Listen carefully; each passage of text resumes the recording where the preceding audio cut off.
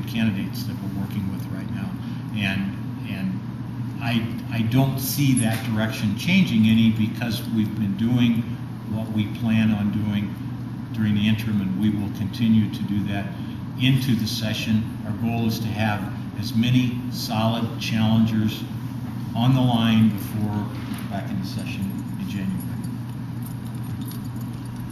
How's that recruitment coming? Coming very well.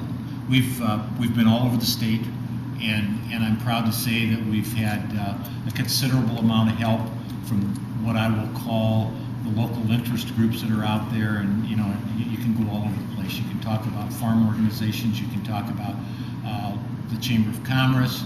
You can talk about local elected officials. You can talk about Republican county chairs. There's a whole gamut of individuals that we've been talking with, and people.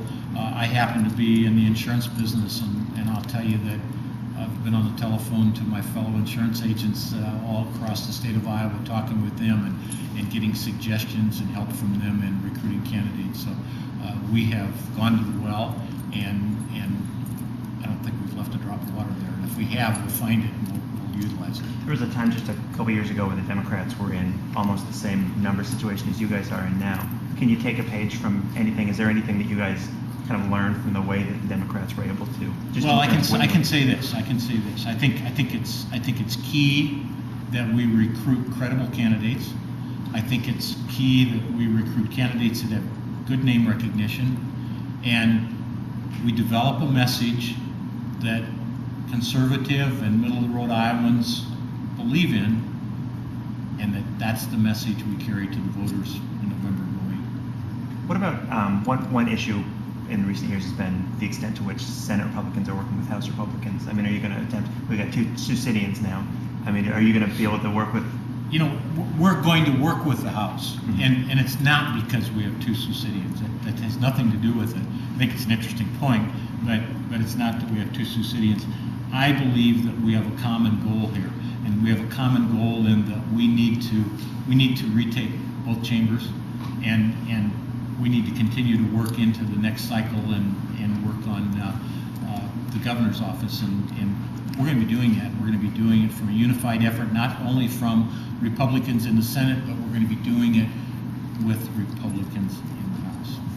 Question for the other senators. So what did this leadership decision come down to, essentially? Well, we needed to decide for sure what positions that we wanted. But I mean, was it with an eye toward recruitment and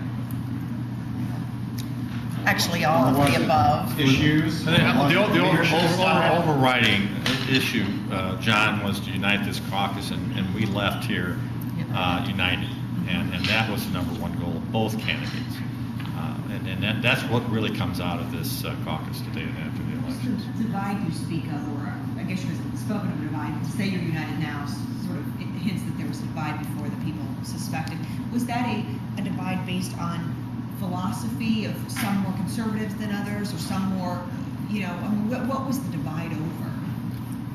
Would you say that you were able to kind of gulf now? Well, I think initially it was when the overthrow of Stu Ederson came, and that left some scars and some feelings. But now I can say that we are united, and we will be working together to move forward with our message, and we think we represent the people of Iowa. I think all Iowans benefit when Republicans are in control of the Senate. And I would say too, John, that you asked Senator Johnson about what came out of this. For me, what came out of this is what all four of us have talked about, and that is we are unified. I feel so good about this. The other thing I think that came out of it is the fact that we have a goal, and our goal is to retake the majority. And that is where our focus will be. We're in the minority, as I said before. I don't believe, and I might be wrong on this, but I don't believe that we saw a Republican drafted bill come out of committee last session. So do we dwell on trying to draft some legislation, or do we dwell on the message, and do we dwell on getting our message to the people of Iowa and getting the right candidates on the ground and getting them doing the things they need to do to retake the majority? So when you look at that as no bills, you don't want to say, okay, let's work with the Democrats to get one of our bills out. You're saying, well, the responsibility is to get us in power so our bills can come out. Is that kind of how you're looking at it? I'm saying if the opportunity comes along to work with the Democrats, we're wide open. That door's not closed. But the reality of it is, I don't think they'll offer that opportunity. And the reality of it is, we're ready to work, and we're ready to do the things that we need to do to retake the majority.